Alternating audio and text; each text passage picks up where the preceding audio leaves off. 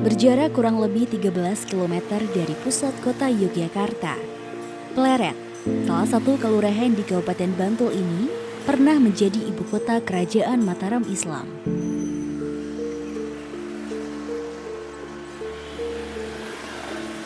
Sebuah kerajaan Islam dengan wilayah kekuasaan meliputi hampir seluruh Pulau Jawa, Madura, hingga beberapa wilayah Sumatera dan Kalimantan.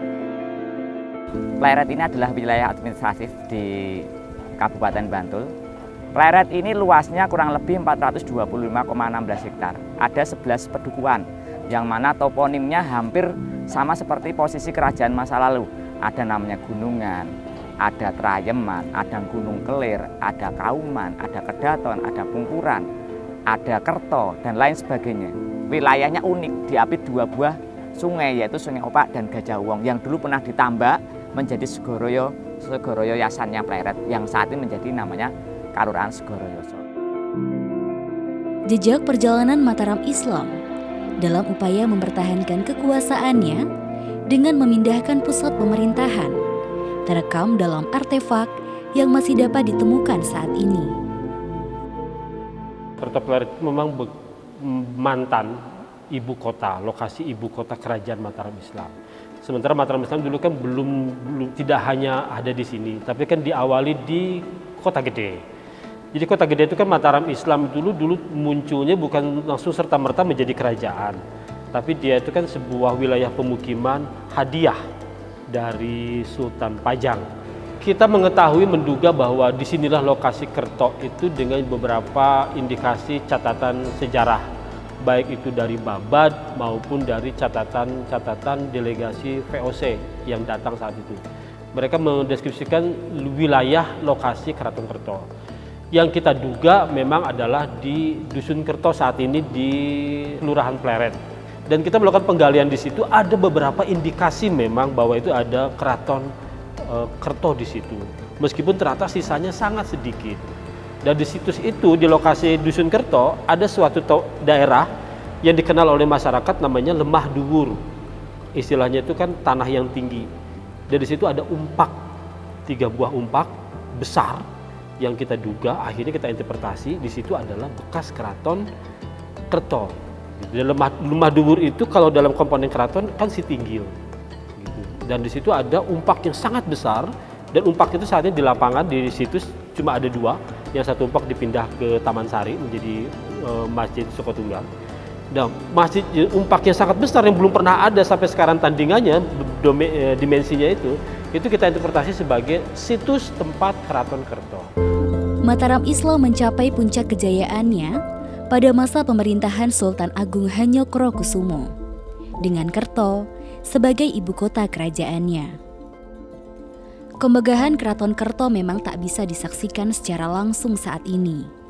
Namun, dari puing-puing yang tersisa, mampu menceritakan kepada kita semua tentang sejarah panjang perjuangan peradaban Mataram Islam mencapai masa emasnya. Untuk sekarang yang bisa dilihat, ini baru 2 umpak dan struktur bangunan. Ini dulu itu Sitinggil, jadi Sitinggil itu tanah yang ditinggikan untuk membuat suatu keraton. Untuk sisanya kalau dulu ini Sitinggil itu ada dua umpak. Sebenarnya itu ada 4, tapi yang satu belum ketemu, yang satu dibawa ke Taman Sari, Mbak.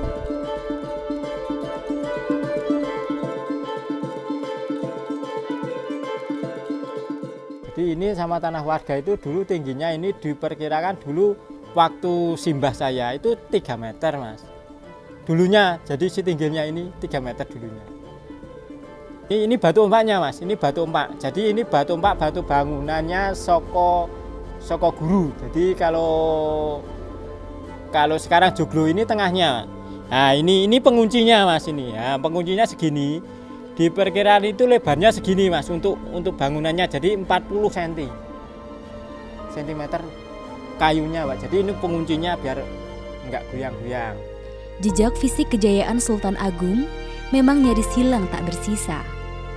Namun Raja Besar Mataram Islam itu telah mewariskan sebuah karya adiluhung yang masih kita manfaatkan hingga kini.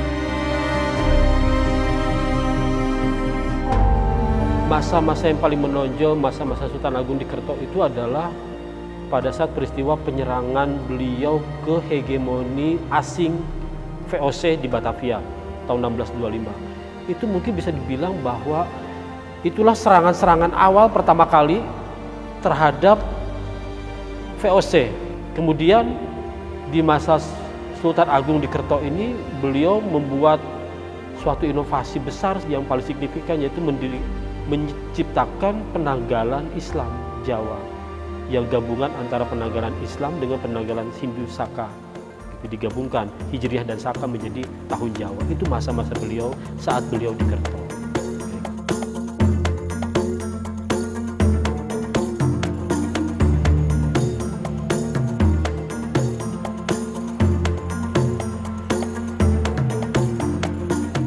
Wafatnya Sultan Agung pada 1645 menandai perpindahan ibu kota Mataram Islam dari Kerto ke Pleret yang hanya berjarak kurang lebih 2 km.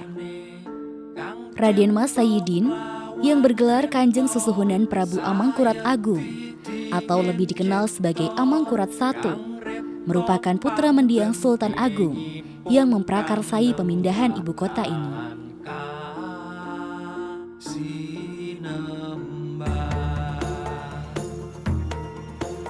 Bikin Kerto runtuh itu, kalau dugaan kami kalau saya juga baca dari laporan dari historiografi, sejarah dan bukti-bukti arkeologis dan beberapa naskah, itu mungkin sebenarnya karena Keraton Kerto dulu dipindahkan, ibu kota Mataram Islam dipindahkan oleh Amangkurat. Jadi di salah satu kronik di Babad disebutkan, Babad Maumana, bahwa ada suatu masa setelah ditinggalkan Keraton Kerto itu kemudian terbakar hebat. Itu menunjukkan ke kita bahwa Keraton Kerto itu dulu memang bahan-bahan kayu. Nah, dan pada pemindahan ibu kota, meskipun tidak disebutkan tercantum secara jelas, kemungkinan besar material-material keraton yang lama itu dipindahkan, dipakai di material keraton yang baru, seperti itu. Itulah makanya sampai sekarang di Dusun Kerto, kalau kita beberapa kali penggalan, memang tidak ada, nyaris belum menemukan sisa apapun mengenai keberadaan keraton Kerto itu sendiri. Tapi yang keraton di Pleret itu ada sisa-sisa bukti fisiknya berupa benteng, misalnya benteng tembok keliling yang lumayan cukup besar. Kita menduga untuk yang di Keraton Pleret itu lebih pakai dengan bahan-bahan yang lebih permanen, bata terutama. Karena di catatan delegasi VOC yang datang, mereka mendeskripsikan, dia bilang pakai tembok-tembok yang tinggi seperti itu. Masih menyisakan kemegahan meski mengalami beberapa perubahan dan pembangunan kembali. Masjid Kauman Pleret menjadi saksi perjalanan Mataram Islam pada masanya.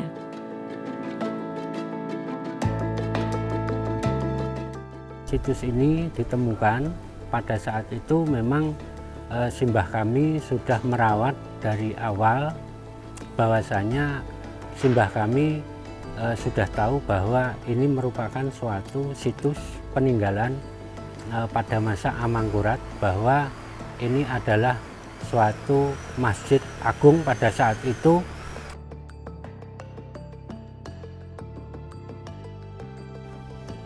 Terus kemudian ada beberapa umpak yang seperti ini, ada 36.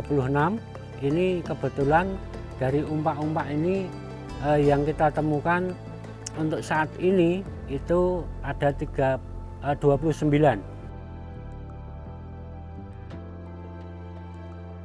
Ini seperti yang kita ketahui dalam penelitian bahwa kita temukan gambar kuno ini, yaitu temuan-temuan yang sudah sangat lengkap ataupun yang sudah kita ekskavasi dari wilayah Pleret ini. Misalkan seperti waktu kita ekskavasi yang ada di Kauman, terus kita mengembang di dusun mana Kedaton, itu kebetulan kami mencari situs betengnya itu hampir semuanya sudah kita temukan, kurang lebih luasannya 500-an meter persegi.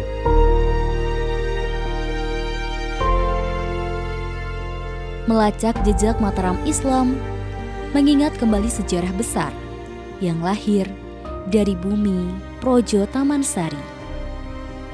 Kerto dan Pleret, dua wilayah yang menjadi bagian dari Kabupaten Bantul saat ini, menjadi saksi eksistensi salah satu kerajaan Islam terbesar di tanah Jawa.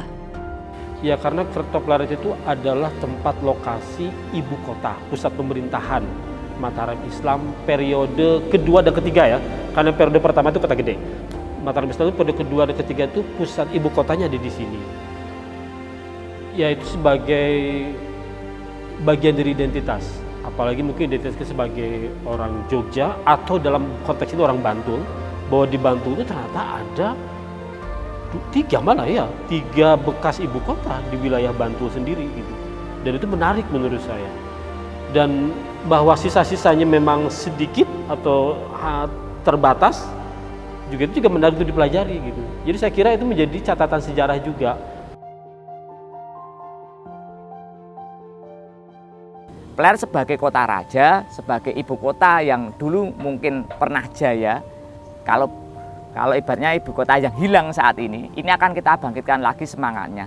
Kelurahan Pleret ini punya potensi yang luar biasa. Memang kalau kita melihat situs tidaklah menarik, hanya kelihatan batu bata, tetapi semangat masa lalu, kebesaran masa lalu harus kita ingat. Karena bangsa yang besar adalah bangsa yang mengakui sejarahnya dan melihat kejayaan masa lalu. Dengan melihat sejarah kita akan menjadi bijaksana dan teruslah berkembang. Masa lalu itu, tinggalan-tinggalan arkeologi, tinggalan sejarah, itu tuh seperti memori. Sebuah kota, sebuah wilayah, sebuah tempat, sebuah bangsa tidak memiliki tinggalan sejarah, itu seperti manusia tanpa ingatan. Tak hanya sebagai catatan sejarah, keberadaan Mataram Islam nyatanya membawa peradaban di tanah ini. Meski tak banyak meninggalkan puing sisa yang dapat dirasa oleh indera, namun pijar budaya Mataram Islam masih menyala di tengah laju peradaban dunia.